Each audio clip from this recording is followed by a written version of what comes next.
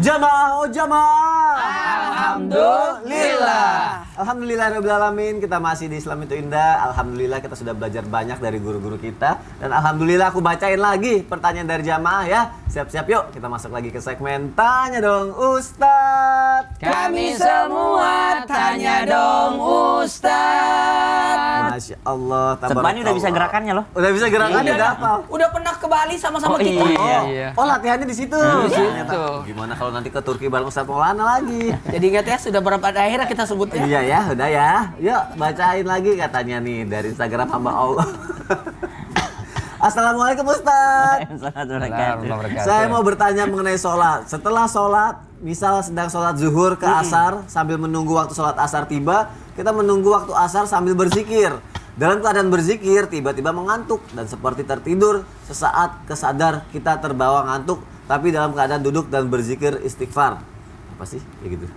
Setelah azan waktu asar tiba, apakah kita diwajibkan wudhu lagi? Nah, karena sudah tertidur sesaat meskipun dalam keadaan duduk berzikir. Karena ada yang bilang kalau kita sedang menunggu waktu sholat kita tertidur tapi dalam keadaan duduk itu tidak membatalkan sholat. Tapi kalau tertidur dalam keadaan menyandar itu membatalkan wudhu. Apa benar begitu Ustaz? Panjang pertanyaannya. Gimana Ustaz? Itu butuh penjelasan. Silakan. Ya, itu butuh penjelasan. Ulama sepakat bahwa di antara yang membatalkan wudhu adalah tidur. Maka barang siapa tertidur dia hendaklah dia kemudian berwudhu lagi. Cuman tidur bagaimana yang membatalkan wudhu dan yang tidak? Ulama berbeda pendapat. Imam Malik mengatakan yang membatalkan wudhu adalah nauman amikon, tidur yang sangat nyenyak, sangat lelap. Apapun bagaimanapun posisinya. Tapi kalau tidak terlalu nyenyak, tidak terlalu terlelap, maka tidak membatalkan wudhu. Sementara Imam Syafi'i mengatakan julus mutamakin, duduk, duduk pantat kita dalam posisi nempel dengan tempat duduk. Meskipun tidurnya nyenyak senyak-nyenyaknya, tapi kalau posisinya begini tidak batal. Insyaallah. Jadi nggak batal tuh. Nggak batal ya. Oke, pertanyaan selanjutnya dari Instagram hamba Allah.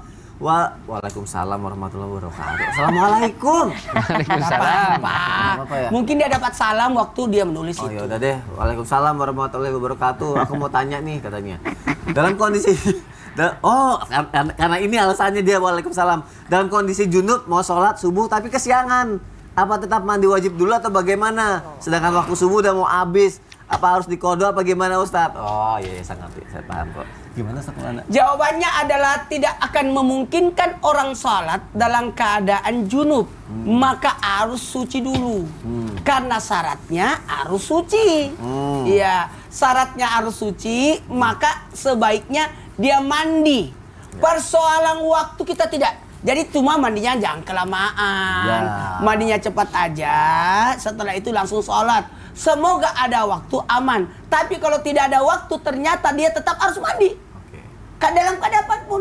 Dalam keadaan mandi. Kemudian setelah itu barulah dia kalau masih ada waktu ada lillahi ta'ala. Tapi kalau melewati waktu qada'an lillahi ta'ala.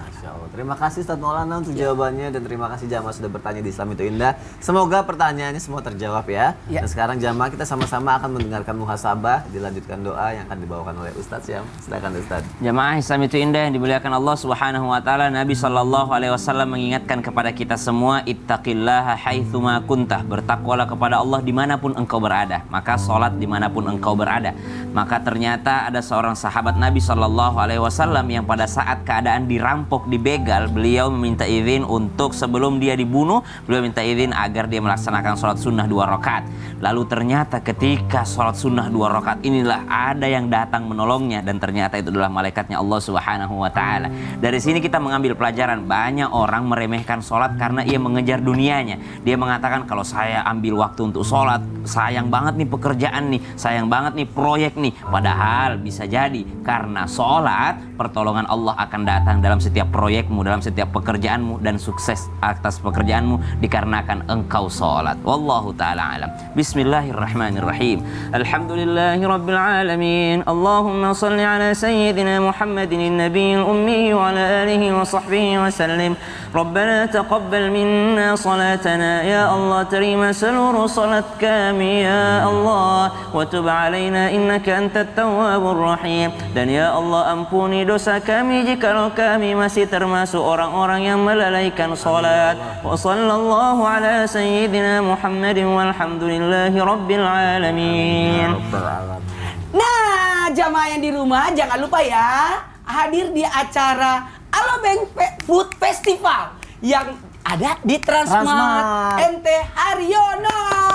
Masya Allah, tabarakallah. Akan ada lebih 100 makanan terbaik Nusantara loh. Dan yang menarik lagi, insya Allah akan ada kejutan dari artis-artis di acara di setiap harinya. Wah, yuk kita langsung ke sana yuk. Sampai Ayo, ketemu ayo, lagi hadir, ya. hadir, hadir. Assalamualaikum warahmatullahi wabarakatuh. Waalaikumsalam warahmatullahi wabarakatuh. Salatullah, salamullah